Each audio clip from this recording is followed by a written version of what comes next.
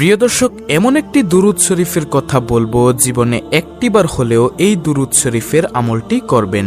নবীজি সাল্লাল্লাহু আলাইহি ওয়াসাল্লাম ওয়াদা করে বলেছেন, এই দুরূদ শরীফের আমলটি যদি আপনি করতে পারেন, পৃথিবীর মধ্যে সবচেয়ে সুখী মানুষ আপনি হবেন। কোনো কিছুর অভাব অনটন আপনাদের কাছে থাকবে না। টাকা পয়সা, ধন দৌলত, মান সম্মান সবকিছু আল্লাহ রাব্বুল আলামিন আপনাদেরকে দিবেন।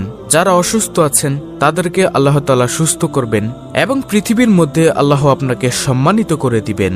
আল্লাহু আকবার।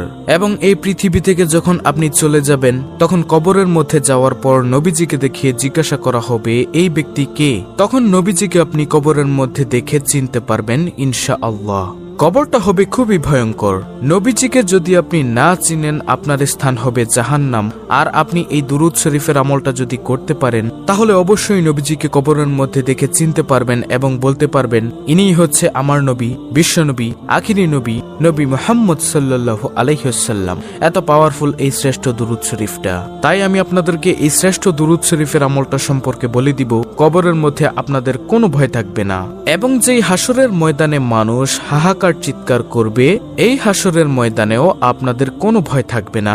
এবং হাসরের ময়দানে আল্লাহ রাব্বুল আলামিন আপনার হিসাবটা একেবারে সহজভাবে নিবে, এই দুরূদ শরীফটা যদি আপনি পাঠ করতে পারেন, দুরূদ শরীফের আমল করতে পারেন। কিন্তু প্রিয় দর্শক, একটি শর্ত হলো, শুধু দুরূদ পাঠ করলেই হবে না, পাশাপাশি আপনাকে নবীজির সুন্নত এবং আল্লাহর ফরজ বিধানগুলো পালন করতে হবে।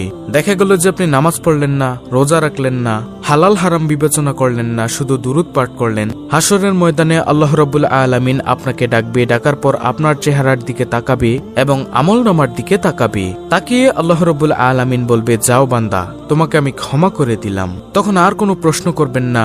এই দুরূদের উসিলায় আপনি বিনা হিসেবে হাসতে হাসতে জান্নাতের মধ্যে প্রবেশ করতে পারবেন ইনশাআল্লাহ, যদি আল্লাহ দয়া দেন। তাই আমি আপনাদেরকে অনুরোধ করে বলবো, অবশ্যই দুরূদ শরীফের আমল করবেন। যে কোনো দুরূদ শরীফ পড়লেই তো লাভ, কিন্তু এই দুরূদ শরীফটা পড়লেই স্পেশাল লাভ। এটাই দুনিয়ার মধ্যেও আল্লাহ আপনাদেরকে সুখে রাখবে, সম্মানিত করে দিবে। যে সম্মানের জন্য সবাই পাগল, যে সুখের জন্য সবাই পাগল, কিন্তু জানে না যে নবীজির দুরূদের মধ্যে যে সুখ আছে। আল্লাহু আকবার। নবীজি ওয়াদা করে বলেছেন, এই দুরূদ শরীফটা আপনি একবার পড়বেন আর সঙ্গে সঙ্গে নবীজির রওজা পাকে ফেরেশতা আপনার নাম, আপনার বাবার নাম, আপনার ঠিকানা সহকারে নবীজির রওজা মোবারকে পৌঁছে দিবে এবং সঙ্গে সঙ্গে আপনার মর্যাদা আল্লাহ তাআলা 10 গুণ বৃদ্ধি করে দিবেন এবং সঙ্গে সঙ্গে 10টি রহমত আপনার উপরে নাজিল হবে এবং 10টি গুনাহ আপনার ক্ষমা হয়ে যাবে এবং 10টি নেকি আল্লাহ তাআলা আপনাদের আমলনামার মধ্যে দিয়ে দিবেন। তাই আমি আপনাদেরকে বলবো, নবীজির দুরূদ আপনারা বেশি বেশি পড়বেন। আমি স্ক্রিনের মধ্যে বাংলাতে এই ছোট্ট দুরূদ শরীফটা লিখে দিব। ইনশাআল্লাহ আপনারা এই দুরূদ শরীফটা প্রতিদিন সকালে 100 বার পড়বেন। যদি দিনে পড়তে না পারেন তাহলে রাতে হলেও পড়বেন। আর পড়তে মনে না থাকলে কোনো সমস্যা নেই, যখনই মনে হবে তখনই আপনি এই দুরূদ শরীফের আমলটি করবেন। ছোট্ট একটি ঘটনা আমি আপনাদেরকে বলবো, দুরূদ শরীফের যে কি পাওয়ার, তারপরে আমি আপনাদেরকে স্ক্রিনের মধ্যে বাংলাতে দুরূদ শরীফটা লিখে দিব। ছোট্ট এই দুরূদটি আপনাদেরকে শিখিয়ে দিব ইনশাআল্লাহ। তো ঘটনাটি হলো, একজন বালক যুবক হজের মধ্যে গিয়ে তিনি সব জায়গার মধ্যে শুধু দুরূদ শরীফ পড়ছেন। বড় একজন আলেম হযরত নোমান শিবলি রাহমাতুল্লাহি আলাইহি তিনি বলল, হে বালক, তুমি সব জায়গার মধ্যে দুরূদ শরীফ পড়ছো, হজের মধ্যে অন্যান্য দোয়াগুলি আছে, তুমি কি সেই দোয়াগুলো পারো না? সে বালক বলল, হুজুর আমি সব দোয়া পারি, তারপরও আমি দুরূদ শরীফ পড়ি। হুজুর বলল, কেন পড়ো বালক, আমাকে বলো। তখন সে বালকটি বলল, হুজুর আপনি তো জামানার সবচেয়ে বড় আলেম এবং ভালো লোক, এজন্য আপনার কাছে বলছি, আমি দুরূদ শরীফের যে পাওয়ার, যে শক্তি দেখেছি, অন্য কোনো কিছুর মধ্যে আমি এত শক্তি, এত পাওয়ার দেখিনি। তখন সেই বালকটিকে হুজুর বলল, আচ্ছা বলো তো দেখি, দুরূদ শরীফের মধ্যে তুমি কেমন শক্তি, কেমন পাওয়ার দেখেছ? তিনি বলল, অর্থাৎ সেই বালকটি বলল, আমার বাবার সঙ্গে আমি হজের মৌসুমের সময় কাফেলার সঙ্গে আমরা হজ করতে আসতেছিলাম। আসার সময় পথিমধ্যে আমার বাবা হঠাৎ করে অসুস্থ হয়ে গেল। অসুস্থ হয়ে যাওয়ার পর আমাদের যাত্রা বিরতি করলো। সেখানে আমরা অবস্থান করলাম আমার আব্বু অসুস্থ দেখে। তো আমার আব্বু অসুস্থ দিনের দিন এবং সময় সময় বাড়তেই আছে। এজন্য আমাদের কাফেলার মধ্যে আমাদের সঙ্গে যারা ছিল, এক দলের মধ্যে তারা বলল, হে বালক, তুমি তোমার আব্বুর খেদমত করো, সুস্থ হলে তুমি রাস্তা দিয়ে চলে চলে এসো, আমরা চলে যাই মক্কাতে হজ করার জন্য, তোমরা আস্তে আস্তে আসো। তখন সে বালক বলল, আমাদের কাফেলার লোকগণ সবগুলো চলে গেল এবং আমি আমার আব্বুর খেদমত করছিলাম। হঠাৎ করে আমার আব্বুর অসুস্থ আরো বেড়ে যায় এবং হঠাৎ করে দুনিয়া থেকে বিদায় নিয়ে চলে যায়, মারা যায়। তারপর আমি দেখলাম হুজুর, আমার বাবার চেহারাটা কালো কুচকুচে হয়ে গিয়েছে, বিগড়ে গিয়েছে, খারাপ হয়ে গিয়েছে। আমি দুশ্চিন্তায় পড়ে গেলাম, হায়রে, এমন একটি জায়গার মধ্যে, মরুভূমির মধ্যে আমার আব্বুর এই অবস্থা, আশেপাশে কোনো মানুষও নেই। যদি কোনো মানুষ দূর থেকে এসে দেখে আমার আব্বুকে এভাবে খারাপ চেহারা হয়ে গেছে, বিকৃত কালো হয়ে গেছে চেহারাটা, তখন মানুষ কি মনে করবে? তখন তিনি অর্থাৎ বালকটি কান্না করতে করতে বাবার চেহারার মধ্যে কাপড়টা দিয়ে ঘুরে কান্না করতে করতে সেই জায়গার মধ্যেই মনের অজান্তে ঘুমিয়ে গেছে। তিনি বললেন, অর্থাৎ বালকটি বলল, আমি ঘুমের মধ্যে দেখলাম একজন সাদা জুব্বার সাদা পাগড়ি পরে আমার আব্বুর কাছে আসলো। আসার পর আমার আব্বুর কাপড়টা মুখের থেকে দূর করলো। সরানোর পরে আমার আব্বুর বিকৃত চেহারাটা, খারাপ কালো চেহারাটা, তিনি তার মধ্যে তার হাতটাকে মুছে দিলেন, হাতটাকে বুলিয়ে দিলেন, মুছে দেওয়ার সঙ্গে সঙ্গে আমার আব্বার চেহারাটা নূরে নূরান্বিত হয়ে গেল, সুন্দর হয়ে গেল, চোখ ঝলমল করতেছিল।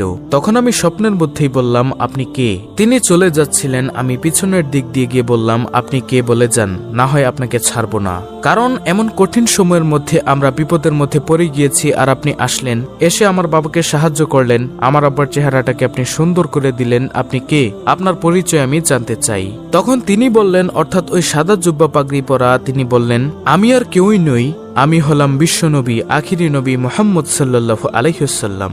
সুবহানাল্লাহ। তখন তিনি বললেন, আপনি কেন এসেছেন ইয়া রাসূলুল্লাহ সাল্লাল্লাহু আলাইহি ওয়াসাল্লাম? আপনি নিজে চলে এসেছেন কেন? আল্লাহর রাসূল তখন বললেন স্বপ্নের মধ্যে, তোমার বাবা দৈনিক দিনে 100 বার দুরূদ শরীফ পড়ে, রাতে 100 বার দুরূদ শরীফ পড়ে। আজকের দিনেরটা আমি পেয়েছি, কিন্তু রাতেরটা পাই না। ফেরেশতাদেরকে জিজ্ঞাসা করলাম। ফেরেশতা তখন বলল, আপনার সেই আশেক, আপনার ভক্ত যে দুরূদ শরীফ পাঠ করে, আপনার সে তো খুব বিপদের মধ্যে আছে, দুনিয়ার মধ্যে ভালো আমল করে না, এজন্য চেহারাটা পাল্টে গিয়েছিল, বিগড়ে গিয়েছিল, এজন্য রাতের দুরূদটা সে পাঠাতে পারে না।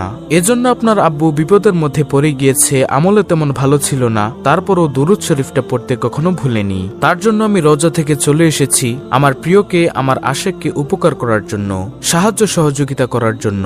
সুবহানাল্লাহ। তারপরে আল্লাহর রাসূল সাল্লাল্লাহু আলাইহি ওয়াসাল্লাম চলে গেলেন। এরপর সেই যুবক বলল যে, হুজুর, আমি এরপর থেকে বুঝতে পারলাম দুরুদের মধ্যে যে কি ফজিলত, কি বরকত। এরপর থেকে আমি দুরুদ শরীফ পাঠ করি। প্রিয় দর্শক, এখন কথা হলো যে কোন দুরুদ শরীফ পাঠ করলে আপনার মর্যাদা বেড়ে যাবে, সওয়াব পাবেন। আজকে যে দুরুদ শরীফটা আমি আপনাদেরকে শিখিয়ে দিব, এটা 100 বার হলেও কমপক্ষে জীবনে পড়বেন। যদি পারেন প্রতিদিন পড়বেন, যদি না পারেন আপনার যখনই মনে চাইবে তখনই এই দুরুদ শরীফটা পড়বেন। প্রিয় দর্শক, আর সেই দুরুদ শরীফটা হলো, আল্লাহুম্মা সাল্লি আলা মুহাম্মদ কুল্লামা যাকারাহুয যাকিরুন ওয়া কুল্লামা গাফালা আন যিকরিহিল গাফিলুন। প্রিয় দর্শক, আমি আবার বলছি, দুরূদটি ভালো করে শুনুন, স্ক্রিনশট নিয়ে নিন। আল্লাহুম্মা সাল্লি আলা মুহাম্মদ কুল্লামা যাকারাহুয যাকিরুন ওয়া কুল্লামা গাফালা আন যিকরিহিল গাফিলুন। খুবই পাওয়ারফুল একটি দুরূদ, আপনারা প্রতিদিন 100 বার করে হলেও পড়বেন। যে কোনো সময় মনে চাইলে এই দুরূদটি পাঠ করবেন। টাকা পয়সা, ধন সম্পদ আপনার চতুর্দিক থেকে আল্লাহ রাব্বুল আলামিন আপনাকে দিয়ে দিবেন ইনশাআল্লাহ। অত্যন্ত গুরুত্বপূর্ণ একটি ভিডিওটি ভালো লাগলে অবশ্যই চ্যানেলটিকে সাবস্ক্রাইব করে পাশে থাকা বেল বাটন অল বাজিয়ে দিবেন। ভিডিওটিতে একটি লাইক দিবেন এবং কমেন্টে আমিন লিখবেন এবং অন্য মুসলিম ভাই বোনদের কাছে ভিডিওটি শেয়ার করে দিবেন, যেন তারাও আজকের ভিডিওটি দেখে এই দুরূদের আমলটি শিখে করতে পারে। আল্লাহ রাব্বুল আলামিন আমাদের সকলকে এই দুরূদের আমল নিয়মিত করার তৌফিক দান করুন। আমিন।